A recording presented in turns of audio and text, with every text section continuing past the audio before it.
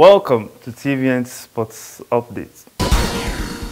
Super Eagles manager Garnet Rohr has denied speculations that there is an ongoing rift between himself and Trabzonspor midfielder Onazi. Onazi was a late withdrawal from the Nigerian squad for the African Cup of Nations qualifier against Libya in October, citing injury, only for the midfielder to feature for his Turkish club in their next league match at the end of the international break. The former Golden Eaglet star was surprisingly omitted from the Super Eagles squad against South Africa despite being fit for the unavailability of the suspended Wilfred Ndidi and injured captain Mikel Obi. After 120 minutes of energy-sapping encounter which ended goalless, it was Super Falcons defender Ngozi Ebere's well-taken penalty kick that shoots Nigeria ahead of Lioness of Cameroon into the final match of the African Women Football Tournament, AFCON, but most significantly earned the country a World Cup ticket next year in France.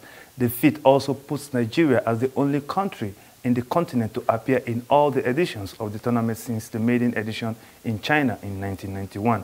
Like it was in the opening Group B matches of the tournament, the team will face the Banyana of South Africa in the final match on Saturday, and both teams will have a lot to play for, with Falcons seeking a revenge while the South Africans will aim at confirming their prowess as the new champion on the continent.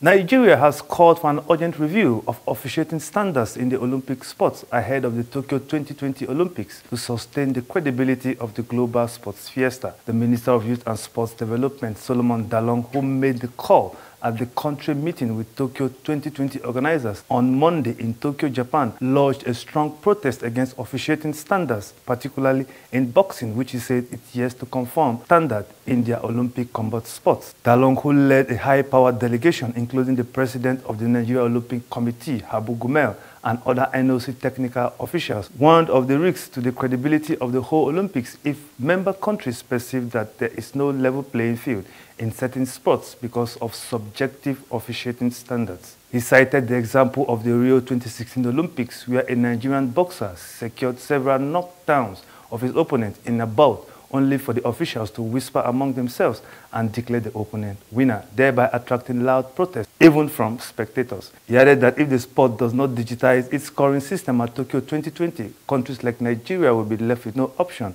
than to participate at nominal level, knowing that they have no medal prospects under such officiating standards. This scenario, he said, will not augur well for the credibility of the games.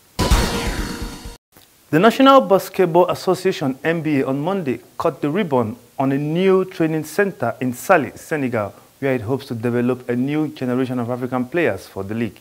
The facility, which features 2 indoor courts and a weight room in addition to dormitories and educational facilities, will be the primary training location for male and female prospects from across the continent. The league said the center is part of NBA Academy Africa, which has seen 3 of its graduates commit to play at Division I colleges in the US since it opened last year. The NBA Academy Africa is operated in partnership with the SEED project. The NBA Academy is operated in partnership with the SEED project, Sports for Education and Economic Development, a non-profit organization that uses basketball to engage youths in academic, athletics, and leadership programs. Since October 2016, NBA academies have been launched in Australia, India, Mexico, and multiple cities in China. That is TVN Sports Update. Thanks for watching. I am Idoko Emmanuel.